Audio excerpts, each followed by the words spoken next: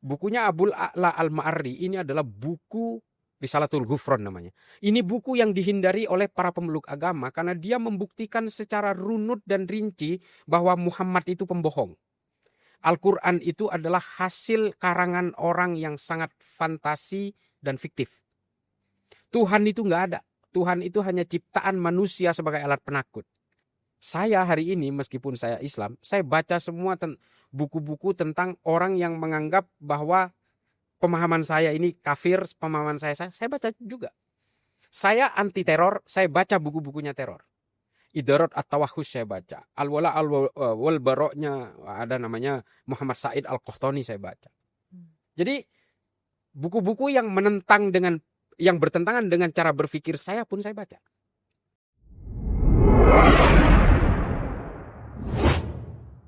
Saya lihat anak muda sekarang itu di dunia hari ini yang serba digital itu kan sebenarnya instrumen dan berbagai perangkat itu sudah mendukung orang untuk membaca sebenarnya dengan media apapun, entah itu media fisik, online atau apapun lah sebenarnya. Tapi saya lihat trennya minat baca dari anak-anak muda kita hari ini itu nggak ada.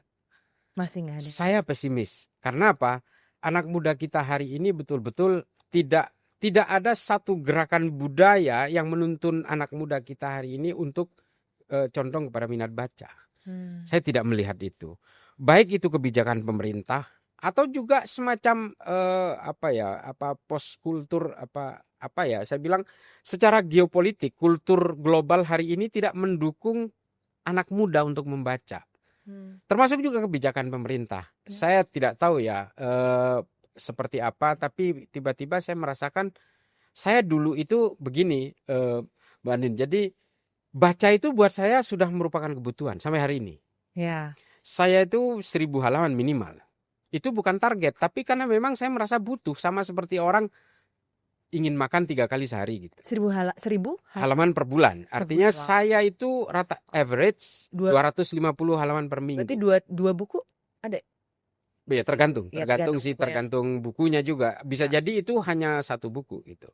Wow. Atau bisa jadi 3 buku dalam sebulan. Dan semua buku saya baca, dari ateisme, kiri, kanan, agama, apapun, sains, semua saya baca. Makanya dirimu pernah nge-tweet yang marah banget ketika Polda Jawa Timur ngebakar itu buku tersangka perusuhan. Exactly. Terduga perusuh. Saya paling anti dengan orang yang membuat stigma seolah-olah buku itu kejahatan.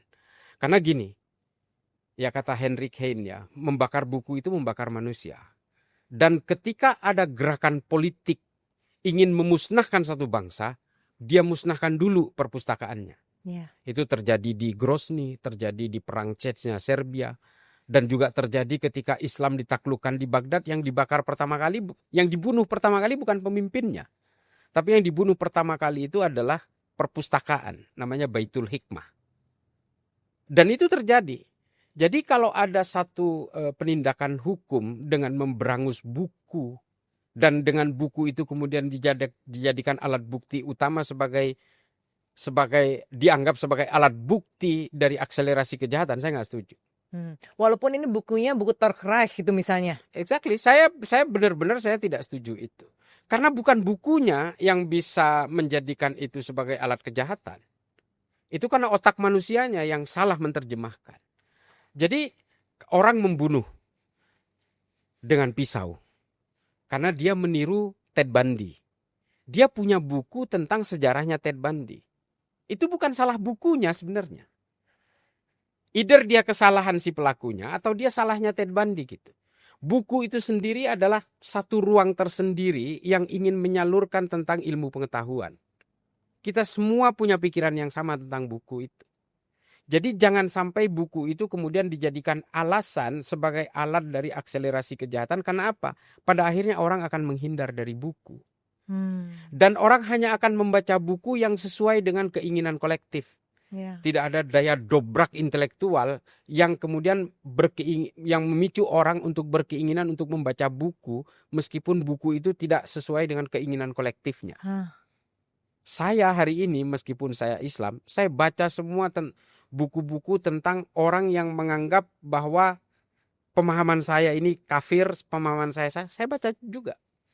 Saya anti teror, saya baca buku-bukunya teror. Idarat at-Tawahhus saya baca. Al-Wala wal Baroknya ada namanya Muhammad Said Al-Qahtani saya baca. Jadi buku-buku yang bertentangan dengan cara berpikir saya pun saya baca. Bukunya Abul A'la Al-Ma'arri ini adalah buku Risalatul Ghufran namanya. Ini buku yang dihindari oleh para pemeluk agama karena dia membuktikan secara runut dan rinci bahwa Muhammad itu pembohong. Al-Quran itu adalah hasil karangan orang yang sangat fantasi dan fiktif. Tuhan itu nggak ada. Tuhan itu hanya ciptaan manusia sebagai alat penakut. Ini ditulis oleh seorang buta namanya Abul A'la Al-Ma'arri di Suriah pada abad ke-11. Namanya Risalatul Ghufran, nama bukunya. Saya baca itu. Kalau kita tidak membaca, kita tidak tahu apa isi otaknya orang lain. Entah yang satu barisan dengan kita atau yang tidak satu barisan dengan kita, yang satu pemahaman dengan kita atau yang tidak sepemahaman dengan kita. Kalau polisi nangkep kemarin pelaku kerusuhan dan padahal itu bukunya tentang Marxis dalam pandangan Romo Magnis. Justru Romo Magnis itu menentang pemikirannya Karl Marx di situ. Disita juga. Kenapa? Karena penyidiknya nggak paham. Nggak baca buku. Nggak baca buku. Makanya saya sering kalau saya ngajar di lembaga-lembaga pendidikan polisi, membaca itu tidak mengenal atribusi dan profesi. Kalian sebagai polisi, baca dong. Belajar dong. Yang Islam apalagi, ayat pertama turun tuh Iqra, coba membaca. Lah, kalau nggak membaca, ya pada akhirnya kita terjebak kepada pemahaman-pemahaman eksklusif yang lebih mudah menghakimi orang. Ya. Dia menganggap apa yang dia ketahui dan apa yang dia yakini adalah kebenaran paling mutlak. Dan yang berbeda dengan saya pasti salah. Kan itu yang terjadi hari ini. Karena kekurangan baca, ya jalan-jalannya kurang jauh, kopinya kurang tebal, bukunya kurang tebal gitu. Saya terus terang penikmat buku, sangat. Kelihatan dari bahasamu, dari semuanya, aku tahu kamu pembaca buku. Mungkin aku ada 2 pertanyaan sebelum we bid farewell. Apa yang membuat Ca Islah tuh keeps you up at night? What worries you? Dan yang kedua, what makes you hopeful tentang Indonesia? Kalau Indonesia terus terang belakangan ini membuat saya agak kurang nyenyak tidur soal Indonesia ya. Karena mungkin terlalu banyak baca buku juga nggak bagus ternyata. Saya baca bukunya The Origin of Political Order-nya Francis Fukuyama. Saya baca bukunya Identity-nya Fukuyama. Huntington saya baca. Termasuk juga Animal Farm, konsep panoptikon, semua saya baca. Saya semakin khawatir di Indonesia ini akan terjadi dekadensi peradaban. Baik politik, ekonomi, dan seterusnya. Saya terus terang, saya paling gelisah dengan keadaan negara. Saya udah mau nangis nih. Saya kalau udah berpikir soal bangsa, soal nasionalisme, karena saya juga orang yang suka berjalan-jalan kemanapun. Saya tahu negara manapun. Hampir setengah bumi ini sudah saya datangi. Saya kemudian melakukan komparasi Indonesia, tanah kelahiran saya. Saya menganggap bahwa Indonesia ini semakin mundur kalau menurut saya. Dari secara peradaban, secara kultur, bagaimana cara orang berpikir tentang peradaban manusia, kemanusiaan dan seterusnya. Saya seringkali nangis karena saya kalau datang ke negara-negara konflik, hanya ingin tahu akar masalahnya. Saya ke Somalia, genosida Darfur saya ada di sana. Saya berada di episentrumnya genosida Darfur di Jenaina. Saya di Mogadishu, akar konflik yang paling utama di Somalia. Saya ke Benghazi di Libya, di mana pertempuran pasca Gaddafi itu betul-betul memuncak. Saya datang ke Tunis hanya untuk melihat bagaimana trigger Arab Spring itu dimulai. Saya melakukan penelitian-penelitian kemanusiaan itu berbiaya sendiri atas inisiatif sendiri. Saya tujuannya apa? Saya tidak ingin konflik-konflik yang terjadi di negara itu tidak terjadi di sini. Dan saya melihat eskalasi itu semakin mengarah ke sana.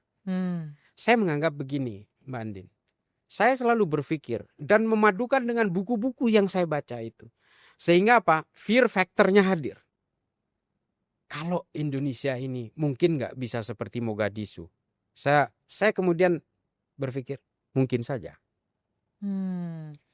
Somalia bisa dibilang homogen. Cara berislamnya homogen. Seluruh negara itu sama-sama manhatnya sama. Wahabi semua. Tapi perangnya tidak pernah selesai sampai hari ini. Ya.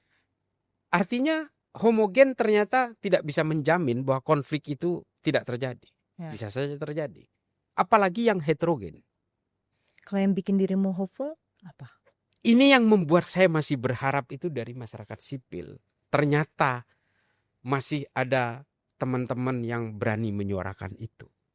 Yang masih bersuara tentang bagaimana supremasi sipil itu harus tegak di sini. Dan kita masih juga berharap karena kita punya kearifan budaya lokal yang masih bisa diandalkan. Ya. Itu yang kita berharap karena budaya-budaya lokal dari kita hari ini tidak saya temukan di negara lain. Di Malaysia yang konon juga sesama Melayu dengan etnik yang kurang lebih hampir sama.